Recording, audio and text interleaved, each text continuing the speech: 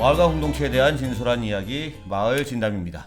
자, 오늘도 마을과 공동체 그리고 지역 현장의 이야기를 알려드리기 위해서 전대욱 박사님 함께해 주셨습니다. 안녕하세요. 예, 반갑습니다. 박사님. 최인수 박사님이 진행하고 계십니다. 저희가 마을 진담을 지난번에 중비편 한번 그들이 돌아왔다라고 하는 것 한번 했었고요. 그 다음에 제 1화 두 동네의 주민자치 이야기와 관련돼서 말씀을 드렸었습니다. 뭐 워낙 열심히 유튜브 쪽에 반응을 체크하셔서 어떤 반응이 있었는지 좀 소개해 주세요. 좀 특이할 만한 몇 가지 반응은요. 네. 첫 번째는 둘 중에 대체 누가 얼굴 마담 역할을 하냐. 그래서 일단 제가 급한 대로 얼굴 큰 제가 네.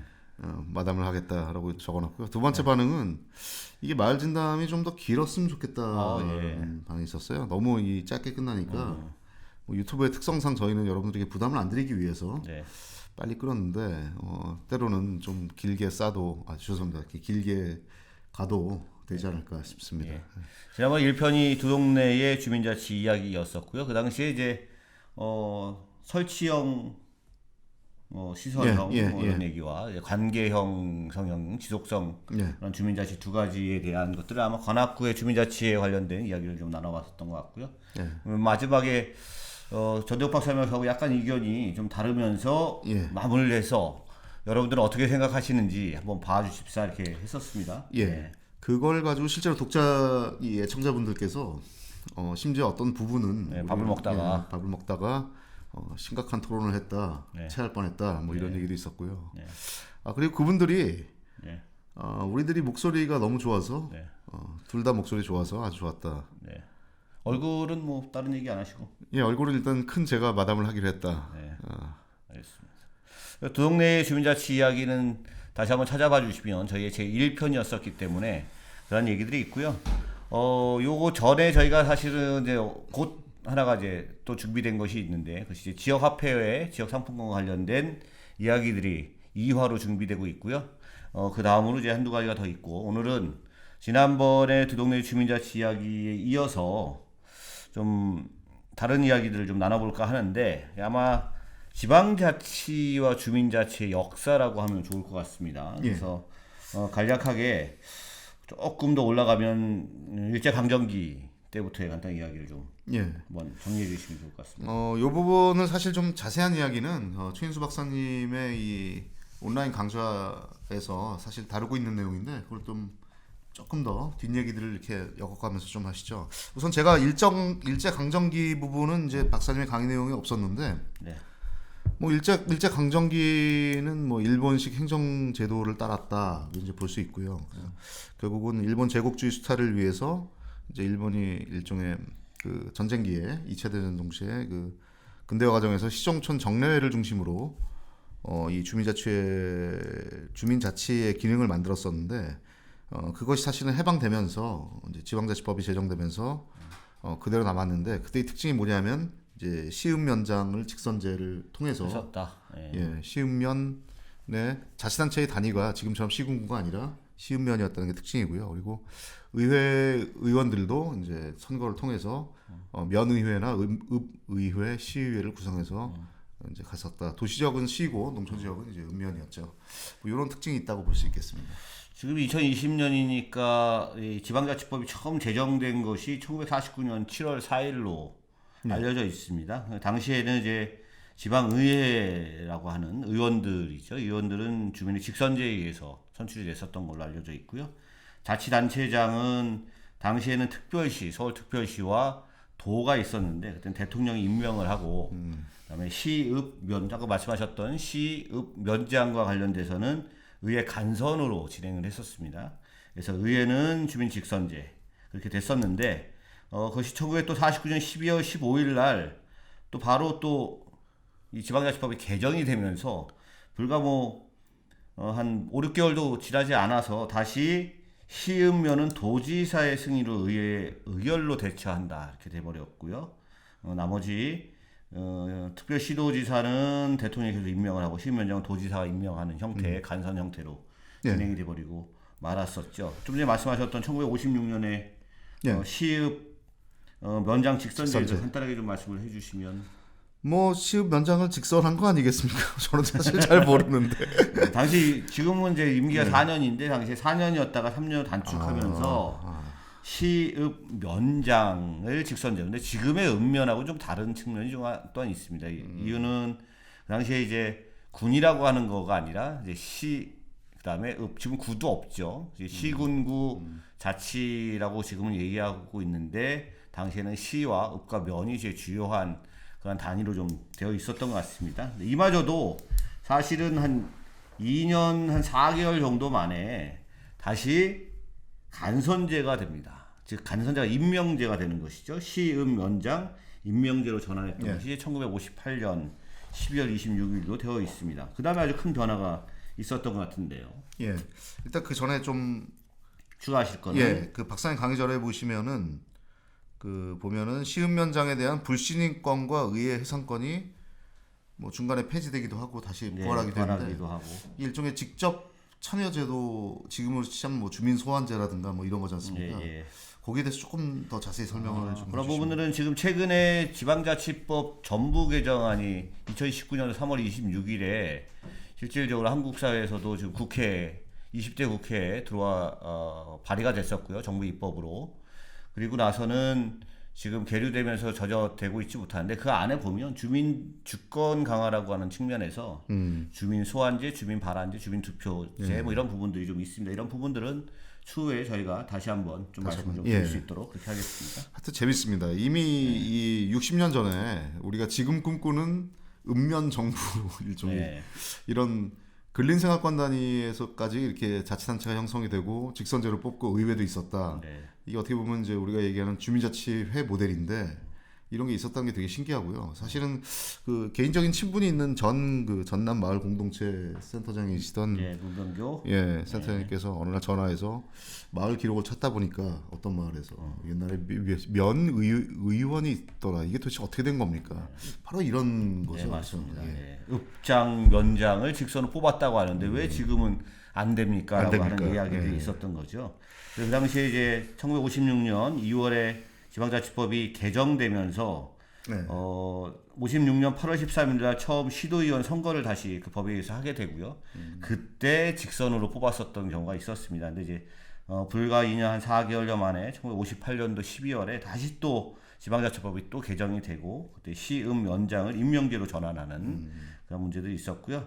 그로부터 1960년 4.19 혁명이라고 하는 것이 있었고 그러면서 다시 새롭게 형성됐던 그 내각제를 통해서 장면 정부에서는 모든 단체장을 주민 직선제로 하는 그러한 법이 다시 또 지방자치법이 개정이 되었습니다. 1960년 11월이고요. 그런 후에 한 10개월 정도 후에 중요한 또 변화가 좀 있었습니다. 지방자치에 관한 임시조치법 제정이 됐습니다. 주요 내용을 좀 소개해 주시면 좋을 것 같은데요. 사실 이 좀 이렇게 일기 때 뭐 일제히 잔재 사실 지금보다는 훨씬 더 지금 우리가 지향하는 것처럼 되게 좋은 막 직선제가 있어서 사람들이 되게 좋아하는 것 같은 사실 일제히 좀 잔재잖아요. 이 임시조치법이라는 것 자체가 이제 지방자치를 이제 일제 제도를 따르지 않고 우리가 독자적인 지방자치를 가는데 그러기 위해서 이제 지방자치법을 49년에 만들었던 거를 뭐 몇 차례 개정했던 거를 아예 폐지시켜 버리고 그리고 이제 임시조치법을 시행했다라고 이제 볼 수 있는데 중요한 사실이 이제 읍면자치를 군자치로 변경했다는 사실이죠. 이제 시는 그대로 시로 가고 도시 지역에서는 그리고 이제 자치단체장을 이제 임명제를 했다. 뭐 이것이 이제 중요한 이제 어떤 큰 변화라고 볼 수 있겠죠. 조금 더 이 분야에 대해서는 저보다 더 전문가신데 좀 더 전문가는 아니고 조금 더 고민을 했던 것뿐이고요. 지방의회의 기능은 없어졌었죠. 그러면서 승인 관청 그 상급 관청을 승인으로 이제 대체해 버리는 그런 문제들이 있었고 아까 말씀하셨던 시읍면 자치를 시군 자치로 지금 변화되어 있다고 그러는데 그 당시에는 지금과 같은 특별시 안에 구 또는 광역시 안에 구 이런 것들이 자치구가 없었기 때문에 시군 자치로 되어 있고 지금은 이제 시군구 자치로 이게 되어 있고요. 이러면 이 1961년 9월 1일인데 이 지방자치법이 개정되면서 지방자치에 관한 임시조치법 제정이라고 하는 것이 근데 이 전에 이제 5월 16일 날 네. 이제 5.16 군세 쿠데타라고 하는 부분들이 있어서 그런 부분들이 이제 이러한 법들을 좀 만들면서 좀 약간 자치 기능들을 확 거꾸로 가는 그런 시기가 아니었나 이런 생각이 듭니다. 그러네요. 박사님 말씀 듣고 보니까 옛날에는 특별시가 서울특별시 하나였잖아요. 이때만 해도. 그렇죠. 예. 광역시라는 것도 없었고 어떻게 그때 언제 생겼죠? 예전엔 직할시라고 인천 직할시 그래서 인천 뭐 이런 거 하나 있었죠. 직할시도 우리 어렸을 때는 부산 직할시 하나밖에 없었는데 네. 그렇죠. 그러니까 구가 그냥 다 행정구죠. 자치구는 아니고 네. 뭐 행정의 편의를 나는 구였던 거고. 예. 알겠습니다. 그로부터 약간 암흑기를 거쳐서 1988년 4월 6일에 지방자치법이 전면 다시 개정이 됩니다. 그 전에 중요한 사건이 1987년도 네. 6월 항쟁이라고 하는 민주화 운동이라고 하는 부분들이 있으면서 예. 7, 8월 노동자 뭐 대투쟁이라고 하는 것도 있고 그다음에 지금에 갖고 있는 이 헌법도 그 당시에 그렇죠. 87년 체제죠. 전면적으로 바뀌면서 87년도에 헌법이 전면 개정이 되고 그러면서 오늘에 이르게 되었고요. 그 법에 의해서 이제 1988년 4월 6일에 지방자치법이 전면 개정됩니다. 그 내용으로는 시도와 시군구를 지금의 시도와 시군구를 자치단체다라고 이렇게 표현을 하게 되고요. 단체장도 주민의 직선에 의해서 뽑게 됩니다. 물론 지방의회 의원들도 직선에 의해서 뽑죠. 근데 이제 이 시행하면서 언제부터 적용하느냐라고 하는 부분은 약간 좀 다른 측면이 있었습니다. 1991년도에 그 시도의회와 시군구 의회는 의원들은 그때 직선으로 뽑게 되죠. 그래서 1기를 그때 명명하게 됩니다. 91년도이고요. 그로부터 한시적으로 임명제를 계속했던 것이 이제 자치단체장에서 임명제를 하고 그것이 95년도에 처음으로 시도지사와 시군구 자치단체장을 직선으로 뽑게 되죠. 그러면서 그때부터 1기가 붙여지고 그 지방의회도 사실은 뭐 그때 다시 부활했다고 우리가 봐야 되는 거죠. 그렇죠. 예. 예전에 과거에 있었지만 어쨌든 전면적으로 30년 정도의 암흑기라고 하는 것이 존재했었고 그 이후에 전면적으로 지금에 이르기까지 약 30여 년 정도를 새롭게 지방자치라고 하는 제대로 된 것은 그때부터 한다 이렇게 말씀드릴 수 있겠습니다.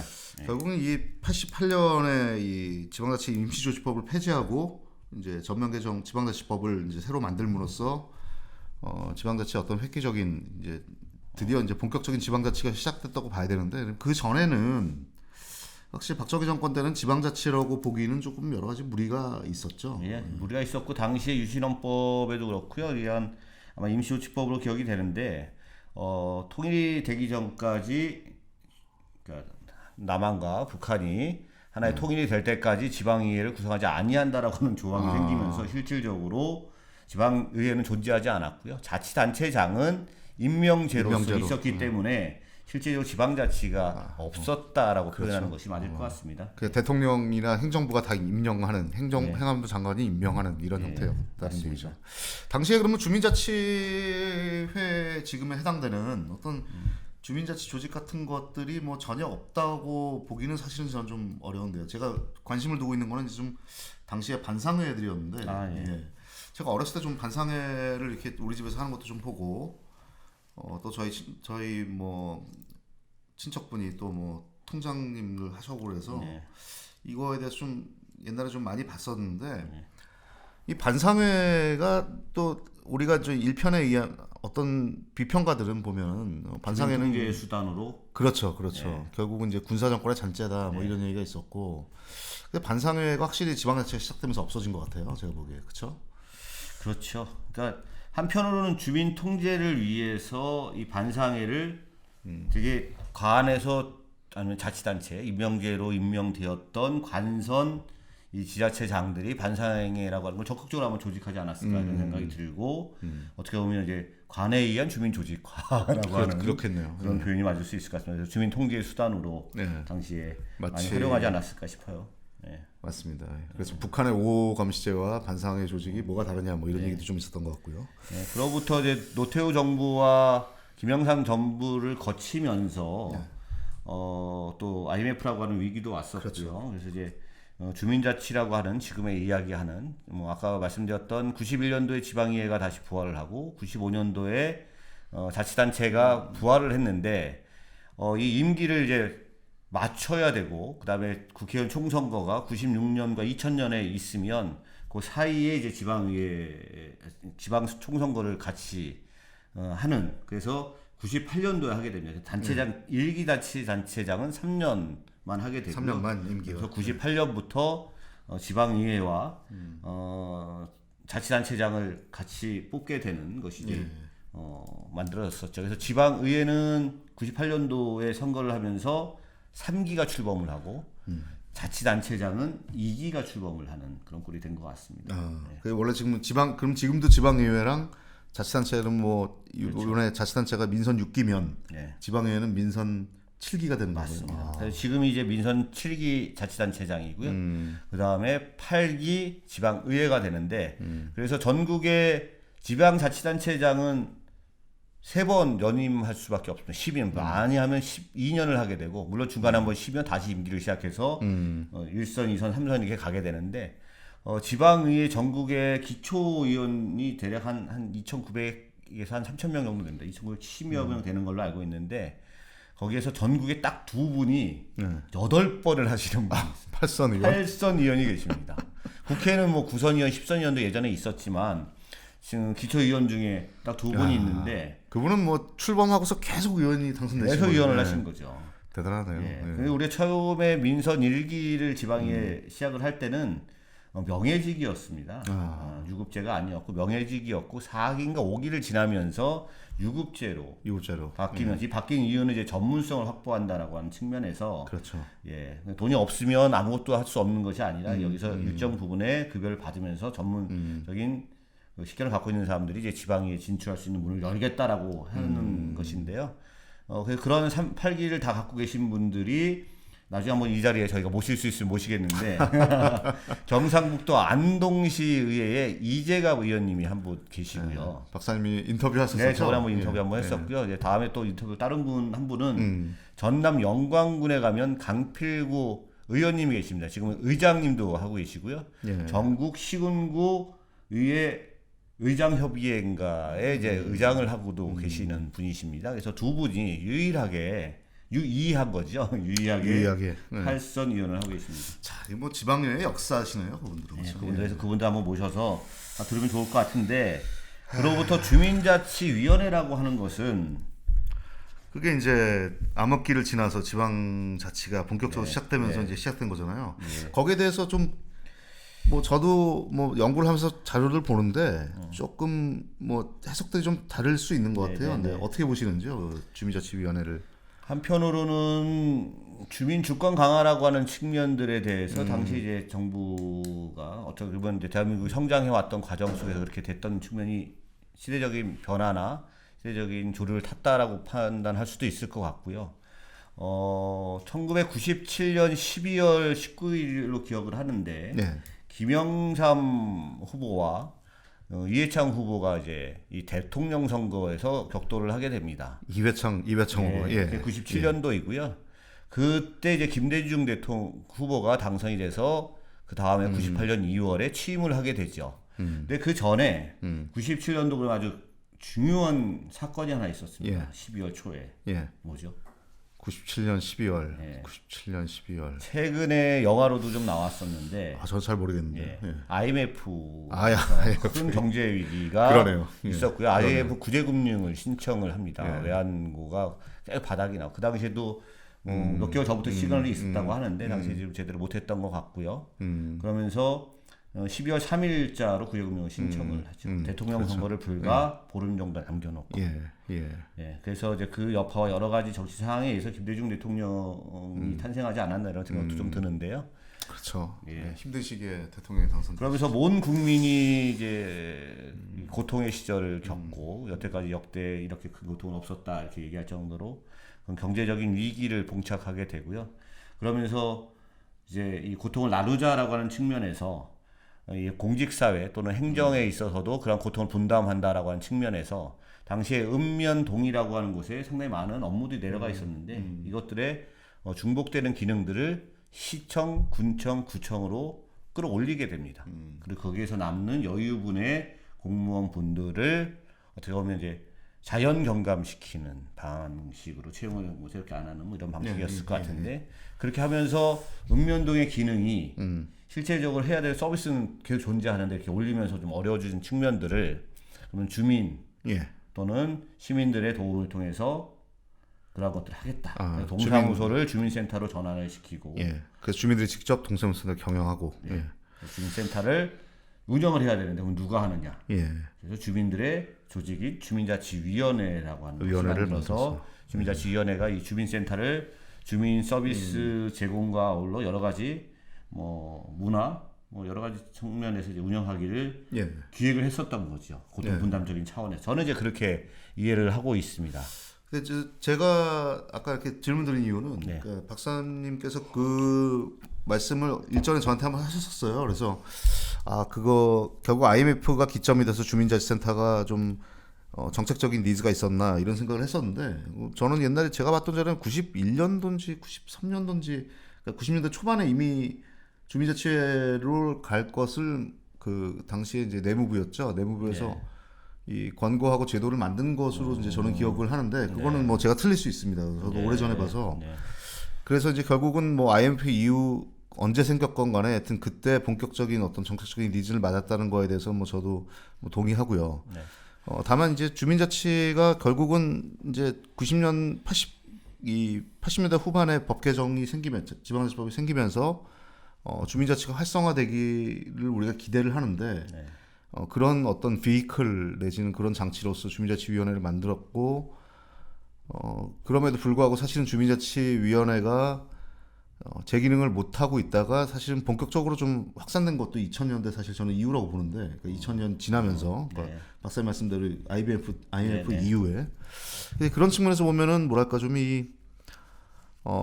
지방자치가 시작됐지만 결국 지방자치는 그냥 단체자치에 머물렀던 그러니까 우리가 주민자치위원회가 있었지만 주민자치를 했던 시절은 아니다라고 이제 평가할 수 있을 것 같은데. 워낙 뭐 행정의 권한이나 더 얘기하면 권력, 권한들이 강력하게 작동하던 시절이고 그것을 이제 그 전로부터 뭐 박정희 정부부터 해서 쭉 내려왔던 전두환 정부, 그렇죠. 그다음에 노태우 정부를 통해서 오는 이 과정 속에서 실제 주민이 주권을 갖고 뭔가 한다라고 하는 것들을 한 번도 연습해본거나 경험해본 적이 없기 때문에 실질적으로의 행정이나 자치단체장이나 정치인들에 의한 자치가 강력하게 그렇죠. 영향을 미쳤었고 이 지방자치단체장을 직선으로 뽑고 이를 통해서 진행하는 것을 우리는 단체자치다 이렇게 표현할 수 있을 것 같고요. 단체에 위임하는 거죠. 단체 위임을 해서 하는 이 단체자치. 그다음에 주민자치라고 하는 것은 한편으로는 이제 주민들이 직접 자신들의 문제들을 지역사회 문제들을 논의하고 결정하고 실행할 수 있는 걸 만들어야 되는데 주민자치위원회가 실제 그런 역할을 좀 했으면 했는데 그러지 못했죠. 못했죠. 뭐 동장님의 커피 모임 내지는 뭐 동장님이 전화하면은 와서 자문해드리고 뭐 동원할 수 있는 그런 분들 동정자문위원 뭐 이렇게 해서 실질적으로 거기에서 조금 더 나갔던 부분들은 이제 주민센터에서 예전에 동사무소에서 실제 문화 프로그램 요가나 뭐 기타 뭐 음악과 가르치는 이러한 아니 무슨 교육과 관련된 주민 역량 강화 그러한 부분들에 이제 지극히 한정됐던 그런 것이 이제 주민자치위원회의 그 당시의 모습이었다고 보여지고 있습니다. 확실히 그렇게 되면은 이제 단체 자치에 머물렀던 것을 이제 언젠가 지금은 그래도 훨씬 더 주민자치에 가깝잖아요, 그렇죠? 그렇죠. 그 계기를 2013년으로 봐도 될까요? 어떻게 생각하세요? 이제 이런 것에 대한 평가들은 아마 이명박 정부가 2008년 2월부터 2013년 2월까지가 이제 이명박 정부였었는데 그 당시에 이미 그런 논의들이랑 그런 고민들이 있었던 것 같습니다. 그 이유는 지방 분권과 지방행정체제 개편에 관한 특별법이라고 하는 것이 2007년인가 8년도에 제정이 됩니다. 그러면서 전국이 226개, 17개, 16개 있죠. 당시에는 광역자치단체를 이렇게 크게 한 7, 80개 정도로 개편을 하겠다는 겁니다. 시군을 묶어서 두세 개를 묶어서 7, 80개로 개편을 하다 보면 읍면동이고 이 시도 없어지고 군도 없어지는 거죠. 구도 없어지고. 그러다 보니까 그러면 이게 도도 없어지고. 그러다 보면 너무 많은 격차가 나타나는 거예요. 그래서 읍면동의 기능을 강화해서 그러한 주민 서비스들 행정 서비스의 공백을 메꾸겠다. 메꾸겠다. 라고 하는 취지에서 법이 나왔었고요. 예. 그 읍면동에 그러면 어떻게 하느냐. 그때 이제 주민자치라고 하는 용어가 처음 나오고. 예. 확실히 그 MB 시절의 이 문제 의식이라고 했던 것은 이제 지역의 거점들을 만들어서 그것들을 키우는 것이고 행정 서비스, 행정 체계라는 것이 뭐 시군구, 시도 이런 것들이 이제 워낙 오래전에 만들어서 사실 국민의 경제권과 생활권과 좀 괴리가 있기 때문에 뭐 적절하게 행정구역을 조정하는 가운데에서 박근혜 정부 때도 이어졌던 것 같아요. 그래서 어떻게 보면 시도와 시군구의 중간 단계의 어떤 행정 그런 것들을 좀 추구했던 것 같은데 대동제도 그때 처음 나왔던 얘기인 것 같고요. 그러니까 결국 그렇게 해서 어떤 읍면동 중심의 주민 정부에게 이제 과거 주민자치위원회 시절에는 어떤 법적인 지방자치법이 생겼지만 법적인 권한이 주민자치위원회에 부여됐다든가 그분들이 실질적으로 아까 경험도 말씀하셨지만 뭐 역량도 없었었고요. 그러면은 2013년에 주민자치 시범사업 그 지방정 체제 개편에 관한 특별법에 의해서 주민자치의 시범사업이 시작됐죠. 그때는 뭔가 좀 권한 부여라든가 이 역량 강화의 측면에서 뭐 좀 획기적인 변환이 있었을까요? 그 얘기는 이제 좀 다음 시간에 예 그러시죠. 그래서 이제 쭉 지방자치와 주민자치의 역사 변화를 이제 말씀드리려고 여기까지 왔는데 원래 사실은 좀 빨리 달려오기로 했었는데 오다 보니까 조금 많이 달려왔네요. 그래서 2013년 이후부터 2020년까지 오는 이 주민자치라고 하는 것을 본격적으로 실시하게 되는 이 부분과 관련돼서는 추후에 다시 한번 저희가 말씀드릴 수 있도록 그렇게 하겠습니다. 혹시 뭐 하실 말씀? 마무리를 한번 해주시죠. 마무리를 하기 전에 광고 하나 하겠습니다. 뭐 광고. 사실은 광고 많이 들어가는 건 아니고요. 저희가 주민자치회와 관련된 이야기인데요. 2020년 주민자치형 공공서비스 구축서 그런 주민자치 분야 매뉴얼이라고 하는 것이 존재를 합니다. 이것이 이제 2020년 버전으로 나왔기 때문에 행정안전부의 주민자치형 공공서비스 추진단이 만든 건데요. 지금은 주민복지서비스 개편 추진단으로 아마 이름은 바꿨던 것 같습니다. 이 자료를 보시면 지금에 있어서의 주민자치와 관련된 주민자치 조례나 안에 다양한 내용들이 있고요. 아마 저희가 이걸 하나하나 분석하면서 향후에 마을 진담으로 좀 더 보여드릴 수 있도록 내용 정리 잘하셨더라고요. 그렇죠? 저도 뭐 어떻게 이렇게까지 하셨나요? 할 정도로 특히 이제 최근에 이제 표준조례 개정하고 뭐 주민총회라든가 주민계획이라는 게 몇 가지 새로운 프랙티스들이 좀 들어갔지 않습니까? 그것들에 대한 사례들을 잘 정리하셔서 추첨제, 추첨제도 마찬가지고 그 뭐 상당히 좋은 매뉴얼 같아요. 표준 조례안도 있고 뭐 운영세칙 여러 가지들이 있기 때문에 한번 꼭 이거 아마 인터넷으로 다운받아서도 찾아보실 수 있을 것 같습니다. 자, 그러면 70여 년의 우여곡절의 지방자치 역사에도 불구하고 주민자치는 또는 주민자치에는 우리들 곁에 다가와 있습니다. 마을 공동체 기반의 주민자치의 발전을 기대하고 다음 시간에는 좀 더 이 시범 사업이나 이런 부분들에 대해서 좀 더 자세히 알아보도록 하겠습니다. 안녕히 계십시오. 안녕.